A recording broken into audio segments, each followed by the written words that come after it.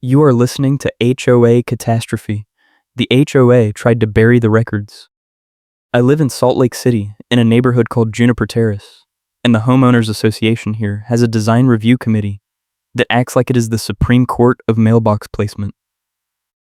I work as an electric utility lineman on emergency callouts, which means I keep weird hours, and I park wherever I can grab a spot when I get home at 3 in the morning. My kid is in 3rd grade, and we have a routine that depends on me being able to pick him up on time. No exceptions. That routine is the one thing I will not let anyone mess with. The Juniper Terrace Design Review Association has other ideas. Susan Howard is the vendor coordinator for the HOA, which means she controls every contractor and service tech who steps foot in the neighborhood. She has a handheld radio clipped to her gray cardigan, and she uses it like she is calling dispatch for backup every time someone questions her.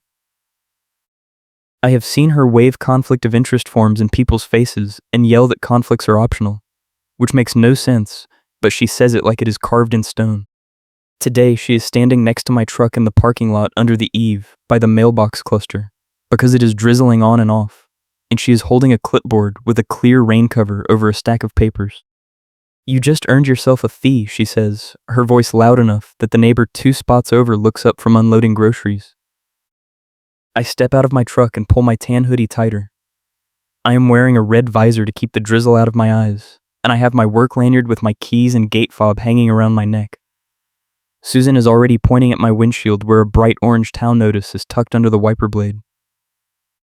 The notice has a deadline printed in bold and a reference number that looks like it was copied from a template. I pull the notice off the windshield and read it. The violation listed is unauthorized overnight guest parking, which does not make sense because this is my assigned spot, and my truck has the resident decal in the corner of the rear window. The notice says I have 24 hours to move the vehicle, or it will be towed at my expense, and there is a reference to a complaint filed 3 days ago.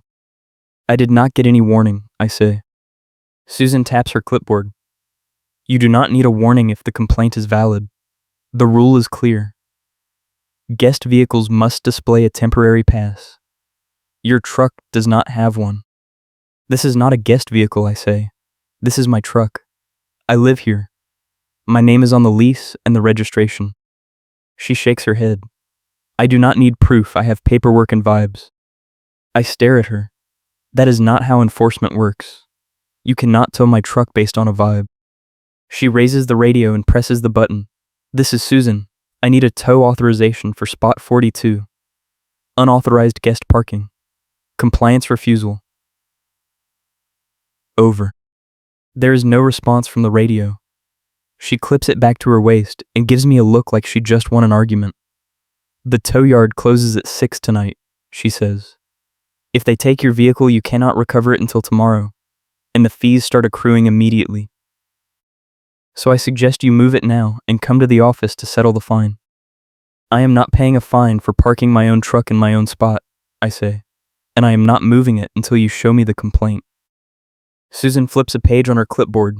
The complaint is here, filed by a concerned neighbor, anonymous, as is allowed under Section 12.3 of the Community Standards Manual. Show me Section 12.3, I say. She pulls the clipboard closer to her chest. You can request a copy of the manual at the office during business hours. That is 9 to 4, Monday through Thursday. It is Friday at 5:30, I say. So you are telling me I have 24 hours to comply, but I cannot see the rule until Monday. That is correct, she says.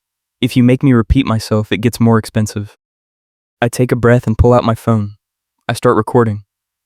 Susan, I say, can you repeat for the record why I am being cited for parking my own truck in my assigned spot? She steps back and raises one hand toward the camera. You are not allowed to record me without consent. That is harassment. I keep the phone steady. You are standing in a common area parking lot conducting official HOA business. I am allowed to document this. Now please explain the violation. Susan lowers her hand and adjusts the clipboard. Fine. You parked a vehicle without a valid temporary guest pass. The complaint was filed 3 days ago. You failed to respond. The penalty is $50 plus tow and storage if you do not comply.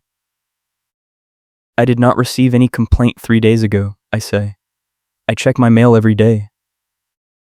The complaint was posted to the resident portal, she says. I check the portal every week, I say. There was nothing there. Then you did not check carefully enough, she says. That is not my problem.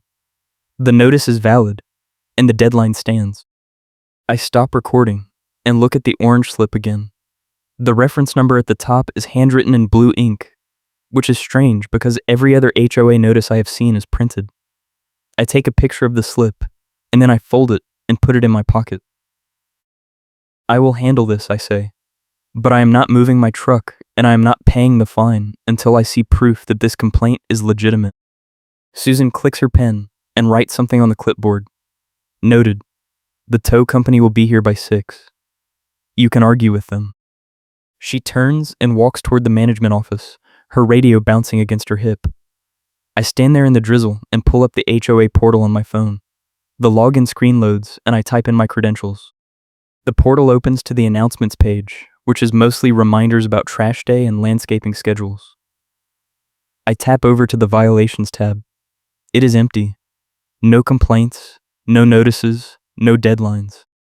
I screenshot the empty violations page and send it to myself by email. Then I open the email app and scroll back through the last week. There is nothing from the HOA except a mass email about a planned water shutoff for maintenance. I check my text messages. Nothing. I check my physical mailbox. Nothing except junk mail and a bill from the electric company. I walk back to my truck and look at the town notice again. The complaint reference number is written in a looping cursive style that does not match the printed text below it. I take another picture, this time zoomed in on the handwriting. Then I get in the truck and start the engine. I am not moving it out of the spot, but I want the heater running while I figure out what to do next. My phone buzzes. It is a text from my neighbor 2 spots over, the guy who was unloading groceries earlier. His name is Matt, and he has lived here longer than I have. The text says, "That tow thing is sketchy. Same thing happened to me last year. They dropped it after I threatened to sue, but they never explained why." I text back, "Did you get a notice like this?" And I attach the photo of the orange slip. He replies a minute later, exact same format, same handwriting on the reference number. I still have mine in a file somewhere. I text, "Can you send me a picture of yours?" He replies, "Give me 10 minutes. I will dig it out." I sit in the truck and wait. The drizzle picks up and the windshield wipers start automatically. I watch the management office door through the rain. Susan is inside, visible through the glass. She is talking to someone at the front desk and gesturing with her hands. The desk person nods and types something into a computer. My phone buzzes again. Matt has sent a picture. It is an orange tow notice from last year, same format, same wording. The reference number at the top is handwritten in the same looping cursive. I zoom in and compare it to the one I got today. The handwriting is identical. Same slant, same spacing, same way the number 7 has a little hook at the top. I text Matt, "Did you ever find out who filed the complaint against you?" He replies, "No. They said it was anonymous and they would not release the name. I pushed back and they dropped the whole thing. Never got an apology." I text, "Did they try to tow your car?" He replies, "They called the tow company, but the driver said he needed a signed authorization form, and they did not have one." He left, and I never heard about it again. I text, "Who signed your tow notice?" He replies, "Nobody. It was blank where the signature line is. Same as yours probably." I look at my notice again. The signature line at the bottom is blank. No name, no title, no date. Just a printed line with the word authorized by above it. I take another picture and zoom in on the blank signature line. If you are enjoying this story, hit that like button and subscribe for more wild HOA drama. I get out of the truck and walk toward the management office. The drizzle has turned into a steady light rain and I pull my hood up over my visor. I push through the glass door and step into the lobby. Susan is still at the front desk, talking to a woman in a polo shirt with the management company logo on the chest. The desk woman looks up when I walk in. "Can I help you?" she says. I need to speak to someone about this, I say, and I hold up the orange tow notice. Susan turns around, and her expression hardens. I already explained the situation. You are in violation, and the deadline stands. I ignore her and look at the desk woman. I need to see the complaint that was filed against me. The notice says it was posted to the portal, but there is nothing there. I have screenshots showing the violations tab is empty. The desk woman taps on her keyboard. What is your address? I give her my unit number, and she types it in. She frowns at the screen. I do not see any open violations for your unit. Susan steps forward and leans over the desk. Check the compliance queue, she says. It was filed 3 days ago under guest parking enforcement. The desk woman clicks around on the screen. I do not see anything in the compliance queue either. Are you sure it was filed? Susan pulls out her clipboard and flips to a page. It is right here. Complaint number 87. Filed Wednesday at 2:15 by a concerned resident. Violation is unauthorized guest parking. Unit 42. The desk woman looks at the clipboard and then back at the screen. I do not have a complaint number 87 in the system. The last compliance entry is number 83 from last week. Susan taps the clipboard. Then the system is not syncing correctly. I have the paperwork right here. Can I see it? I say. Susan pulls the clipboard back. This is internal documentation. You can submit a formal records request, and we will provide a redacted copy within 10 business days. I look at the desk woman. Is that the policy? She hesitates. Normally we can provide a copy of a complaint on request if it involves the resident. Let me check with my manager. She picks up the phone and dials. While she is talking, I step closer to Susan and lower my voice. Why is the reference number on this notice handwritten? Susan adjusts her cardigan. Because the printer was jammed and I filled it in by hand. Is that a crime? It is interesting, I say, because my neighbor got the exact same notice last year. Same handwriting, same format, same blank signature line. He never got towed because the driver said there was no authorization. Susan's expression does not change, but her jaw tightens. I do not know what your neighbor is talking about. Every enforcement action is properly documented. Then you will not mind if I request the authorization form for today's tow, I say. There is no authorization yet, she says. The tow company requires 24 hours notice. They will pick up the vehicle tomorrow if you do not comply. So you called them before the deadline expired, I say. I notified them as a courtesy, she says, so they could schedule the pickup efficiently. That is not what the notice says, I say. The notice says the vehicle will be towed if I do not comply within 24 hours. You are threatening to tow it early. Susan raises her voice. I am following procedure. You are the one who is refusing to cooperate. The desk woman hangs up the phone. My manager says we can provide a copy of the complaint if it exists. But I cannot find it in the system. Do you have a physical copy I can scan? Susan flips through the clipboard and pulls out a sheet of paper. She hands it to the desk woman. The desk woman looks at it and frowns. This is not on our standard form. Where did this come from? It is the form we use for anonymous complaints, Susan says. It is in the procedures manual. The desk woman shakes her head. I have been here 3 years and I have never seen this form. Let me make a copy for you, she says to me, and she walks to a copier in the corner. Susan watches her and then turns back to me. You are wasting everyone's time. Just move your truck and pay the fine, and this goes away. I am not paying a fine for a fake complaint, I say. The desk woman comes back and hands me a photocopy of the complaint form. I look at it. The form has my unit number at the top and a checked box next to unauthorized guest parking. There is a date stamp from Wednesday and a signature line at the bottom that says reported by. The signature line is blank. Who reported this? I say. Susan crosses her arms. It is anonymous. I told you that. Then how do you know it is legitimate? I say. Because it follows the correct procedure, she says. Anonymous complaints are allowed under the bylaws. I fold the photocopy and put it in my pocket with the tow notice. Then I pull out my phone and open the photo I took of Matt's notice from last year. I hold the phone up so Susan can see it. This is the notice my neighbor got last year. Same handwriting on the reference number. Same blank signature line. Same format. He says you dropped it after he pushed back. Why did you drop it if it was legitimate? Susan glances at the phone and then looks away. I do not recall that case. If it was dropped there must have been a valid reason. Or there was no valid complaint and you knew it, I say. Susan turns to the desk woman. I have work to do. If he has further questions, he can submit them in writing. She walks out of the lobby and through a door marked staff only.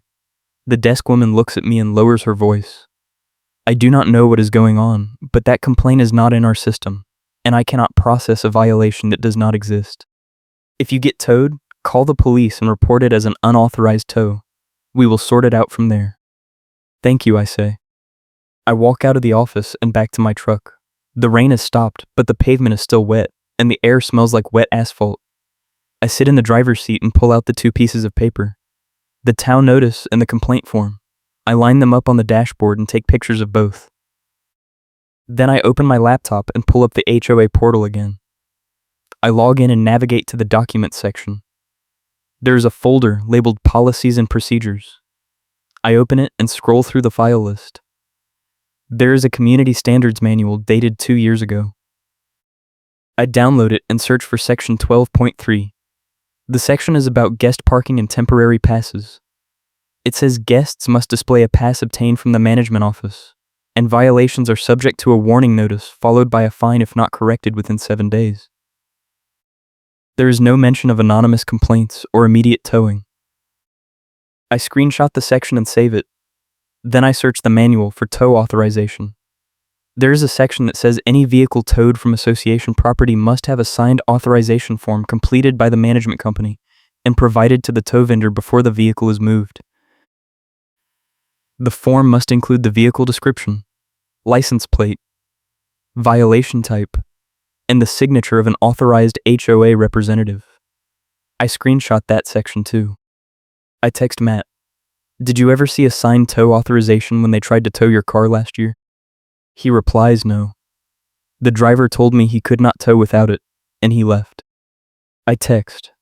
Do you remember the name of the tow company? He replies. It was a local place. Mountain Peak Towing. Same company they use now. I look up Mountain Peak Towing on my phone and find their number. I call, and a man answers on the 3rd ring. Mountain Peak Towing, he says. Hi, I say. I am calling about a tow request for Juniper Terrace. Unit 42.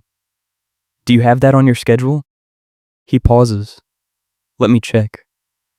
What is the address? I give him the address, and he types something.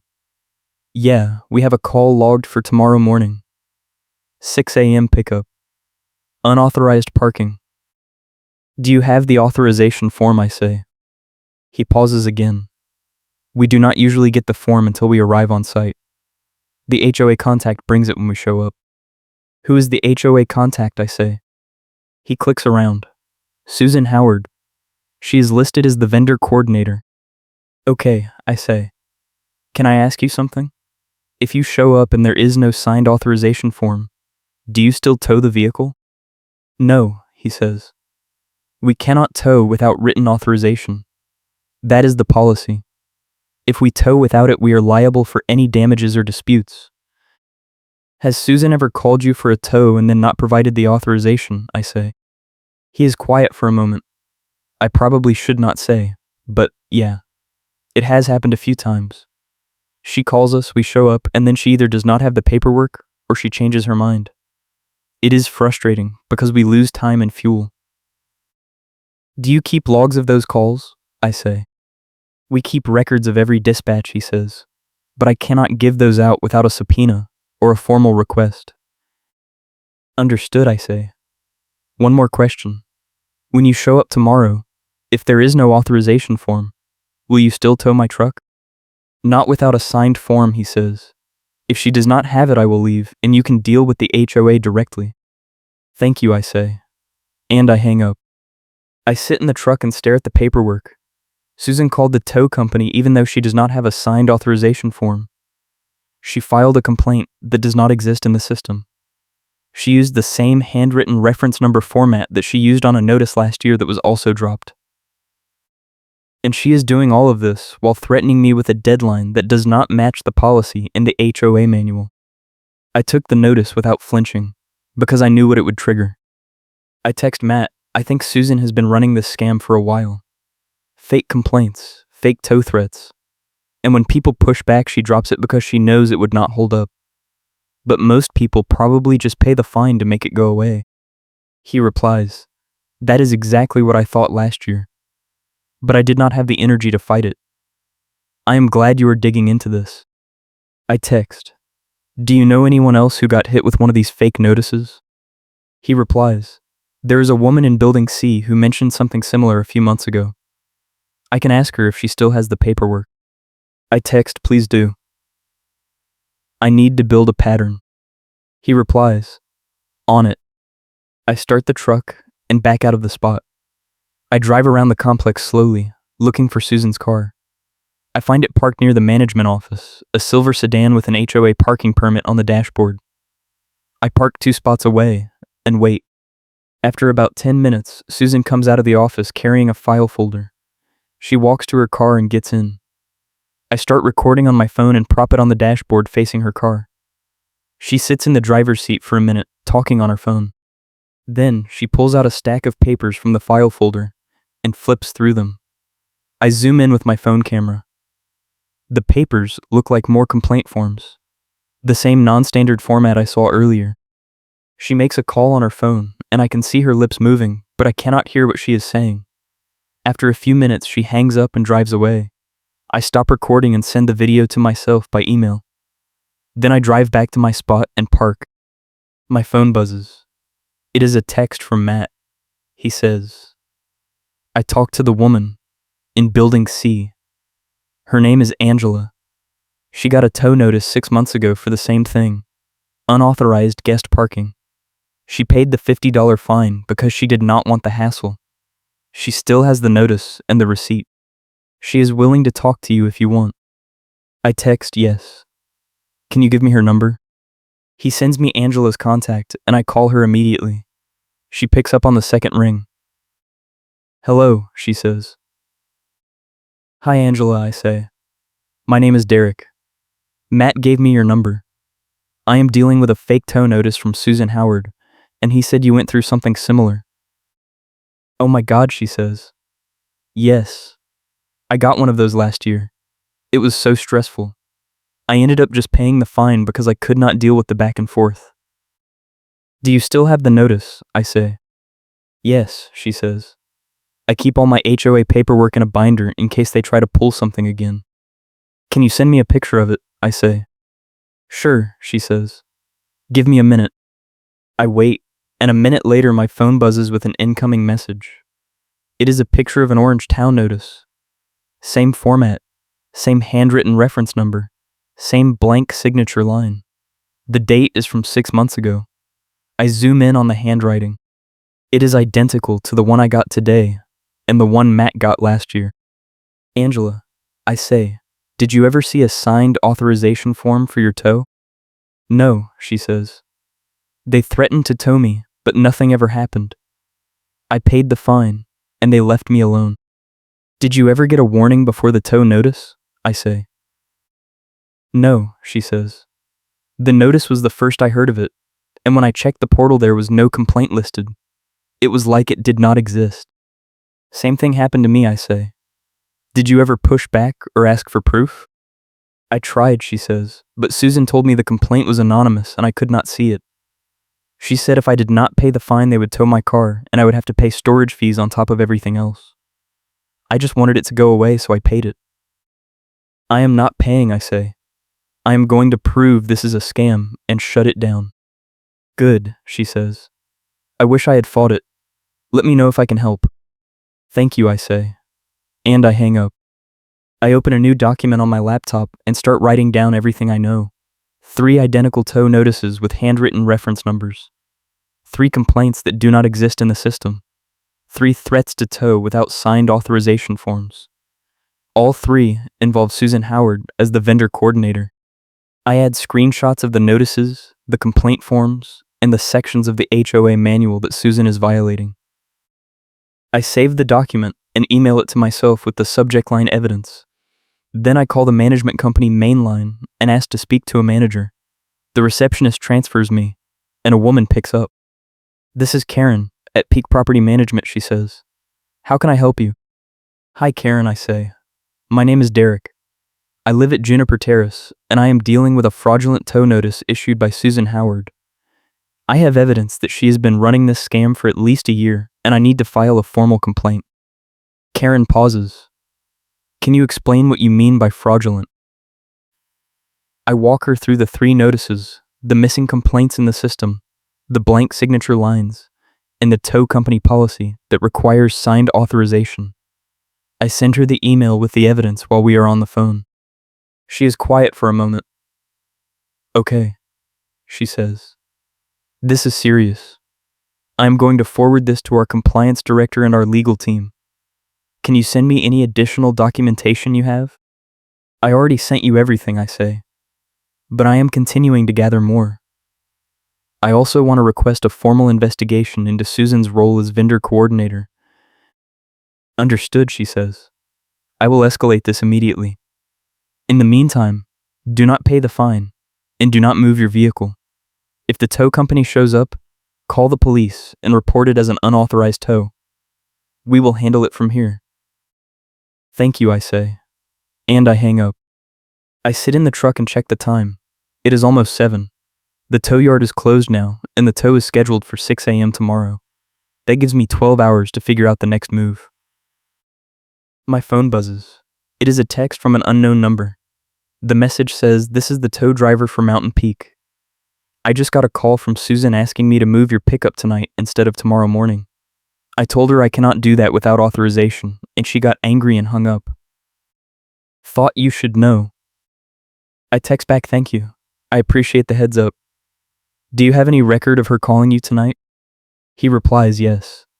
It is in our dispatch log. I can print it if you need it." I text, "That would be helpful. Can you email it to me?"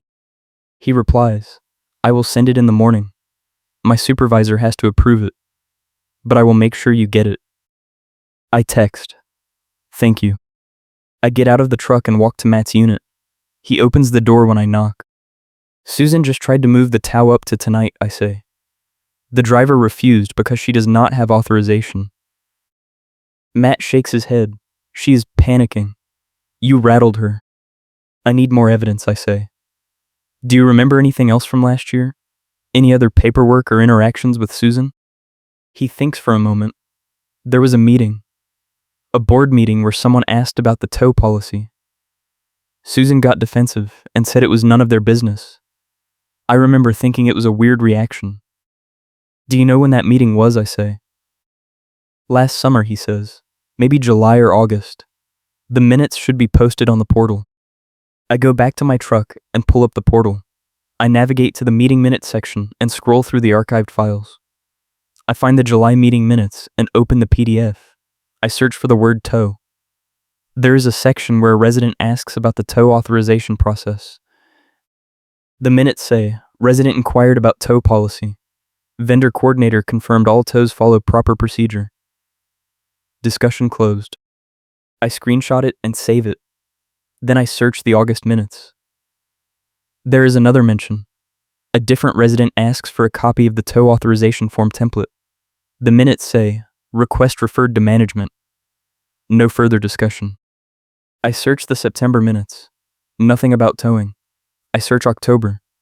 There is a note that says, "Vendor coordinator reported 3 tow actions completed in September. No disputes filed." I sit back and stare at the screen. 3 tow actions in September. Angela's notice was from 6 months ago, which would have been around September or October. I text Angela, "Do you remember what month you got your tow notice?" She replies, "September. Early September." I text, "Did you file a dispute?" She replies, "No. I just paid the fine." I text, Did you ever hear if anyone else got towed that month? She replies no. But I was not really paying attention. I was just trying to stay out of trouble. I close my laptop and lean back in the seat. Susan filed at least 3 tow actions in September. Angela paid her fine without disputing it. Matt got his notice in the fall of last year and pushed back, so it got dropped. I got mine today, and I am pushing back, so now Susan is trying to escalate by moving the tow up early. The pattern is clear. She targets people who are unlikely to fight back. She uses fake complaints and threats of immediate towing to pressure people into paying. When someone does fight back, she drops it because she knows it would not hold up under scrutiny. But she keeps running the scam because most people just pay. I need to catch her in the act. I need proof that she is issuing fake authorizations or pressuring the tow company to act without proper paperwork. I text the tow driver. If Susan calls you again tonight or tomorrow morning, can you record the call or take notes on what she says?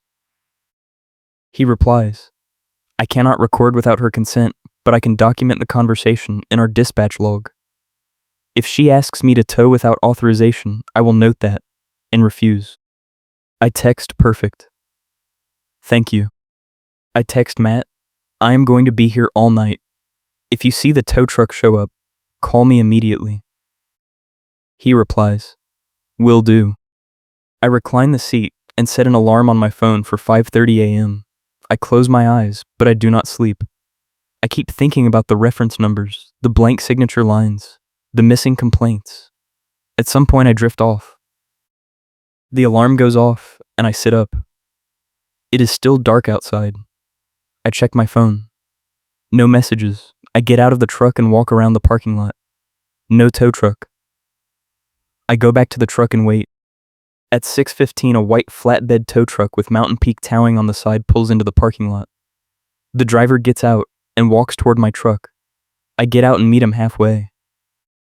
Morning, he says. I am here for the pickup.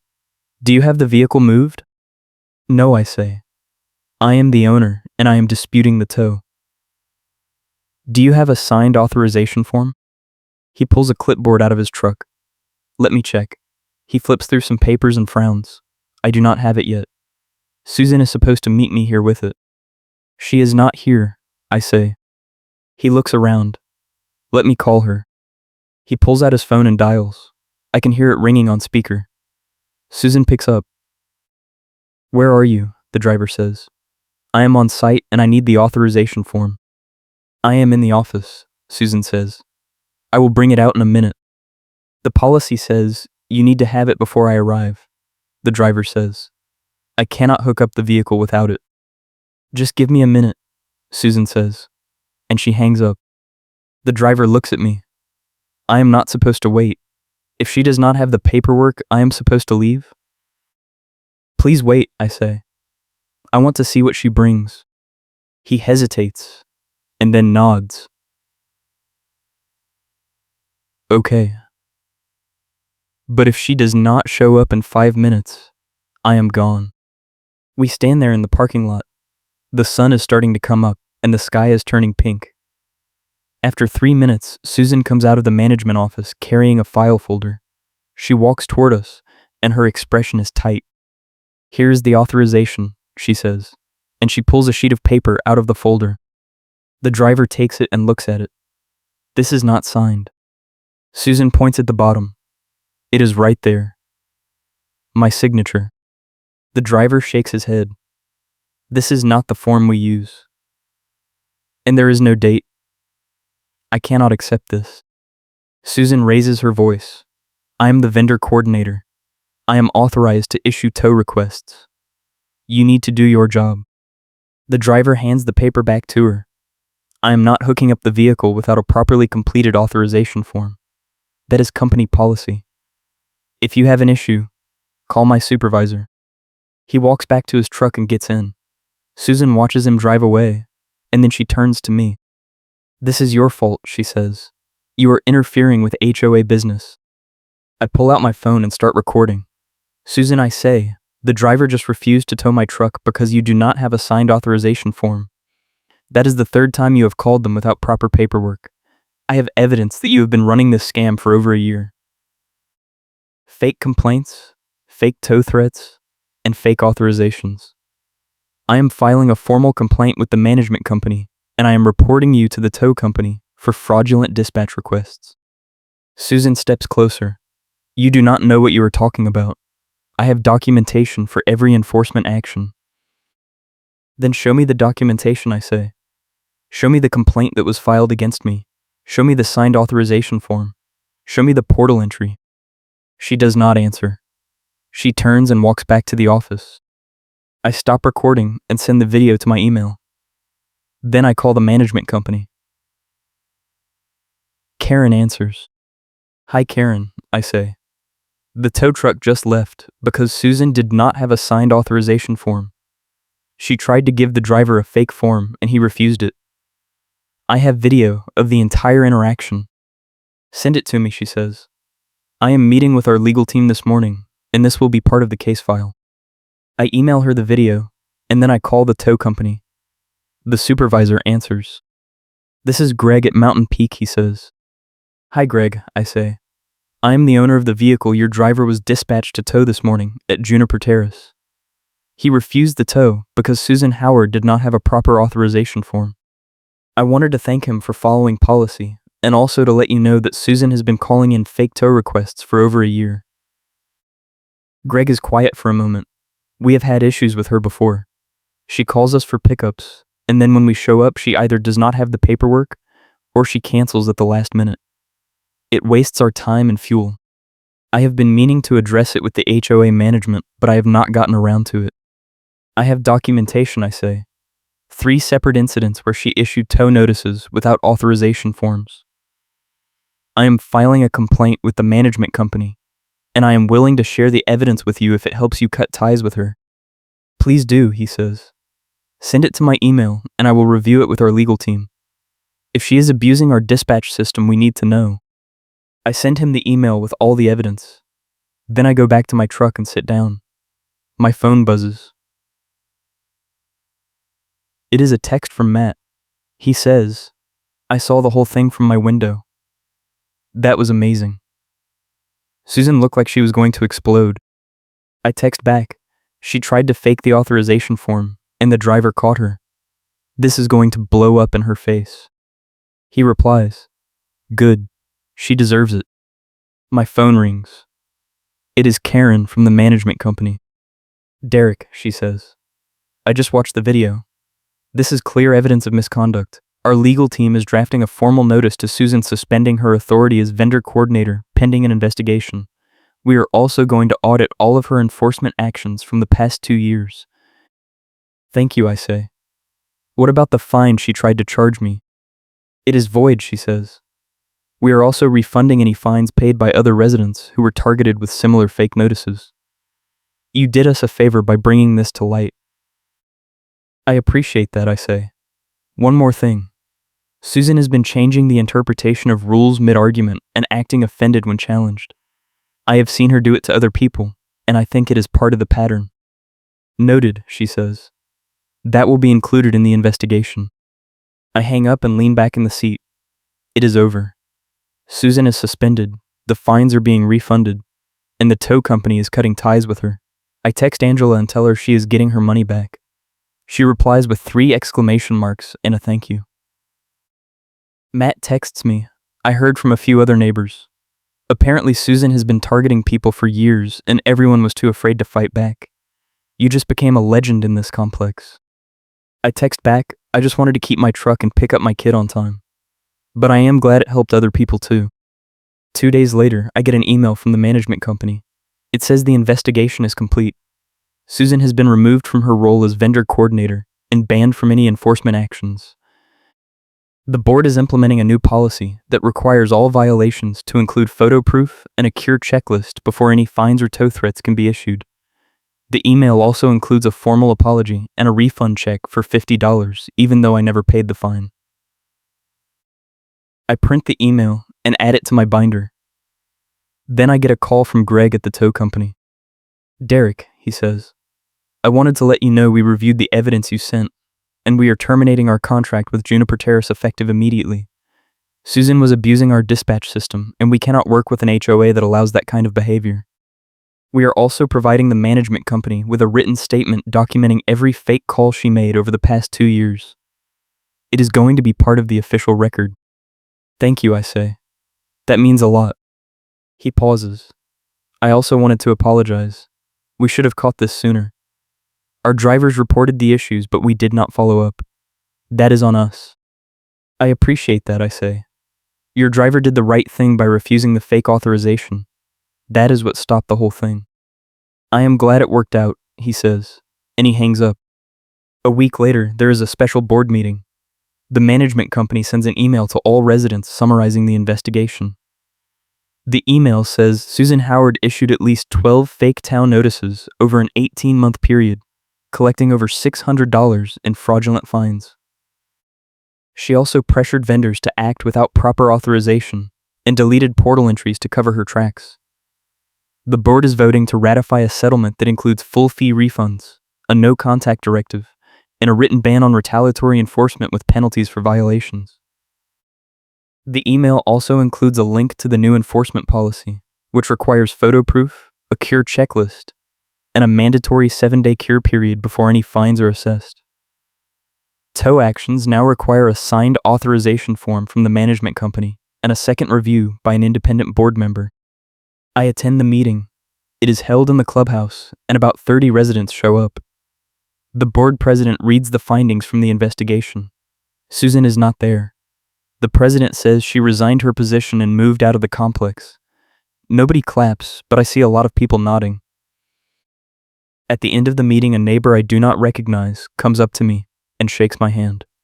Thank you, she says. Susan tried to fine me last year for having a wreath on my door. She said it violated the design standards. I took it down because I did not want the hassle. I wish I had fought it like you did. I am sorry that happened, I say. But the new policy should prevent that kind of thing going forward. She nods. It is a relief. Matt texts me later that night. He says, I heard Susan is trying to fight the settlement. She is claiming she was just following procedure, and the board is scapegoating her. I text back, let her try. The evidence is overwhelming, and the management company has it all documented. She has no case. He replies, agreed. Also, Karen says nobody complains. Guess what just showed up at the management office? I text. What? He sends me a picture. It is a stack of complaints, at least 20 pages thick, all filed against Susan for various abuses over the past 2 years. The stack is sitting on a desk, with a sticky note that says new complaints Susan Howard. I text back, that is beautiful. He replies, poetic justice. The next week I get a letter from the management company. It says the association has reached a settlement with Susan. The terms include full reimbursement of all fines she collected under false pretenses, payment of the HOA legal fees and filing costs incurred to investigate and resolve the matter, and a permanent ban from holding any HOA position in the Juniper Terrace community. The letter also says my parking citation is officially expunged, and I will not face any further enforcement actions related to the incident. I file the letter in my binder and close it. I drive to my kid's school and pick him up on time, like I always do. He gets in the truck and buckles his seatbelt. How was your day? I say. Good, he says. How was yours? I had to deal with some HOA stuff, I say. But it is over now. He nods and pulls out his tablet. I drive us home and park in my assigned spot. The Orangetown notice is long gone, and there is no one waiting to yell at me. The complex is quiet. That night I get a message from Angela. She says, thank you for fighting this. I got my refund check today, and it felt like vindication. You gave a lot of us our dignity back. I reply, I am glad it helped. Nobody should have to deal with that kind of abuse. She replies, agreed. If you ever need a reference or a witness for anything, let me know. I thank her and close my phone. I sit on my couch and think about the past 2 weeks. The fake notice, the handwritten reference numbers, the missing complaints, the blank signature lines, the tow driver who refused to play along, the stack of complaints that appeared when Susan said nobody complains, and the settlement that paid my filing fees and ended the fight. It all started because Susan waived a conflict of interest form and yelled that conflicts were optional. And it ended because I took the notice without flinching and triggered an investigation that exposed her entire operation. Karen's credibility collapsed in front of witnesses when the tow driver refused the fake authorization and the management company saw the video. The HOA paid the narrator's filing fees to end the fight and implemented a requirement that all violations include photo proof and a cure checklist before any enforcement can happen. Susan lost her job, her reputation, and any leverage she had in the community. I lean back on the couch and close my eyes. My kid is in his room doing homework, and the house is quiet. Tomorrow I go back to work, and the HOA drama will be a story I tell at the break room table. But tonight I am just relieved that it is over, and my routine is safe. Thanks for watching, and I am glad you stuck around.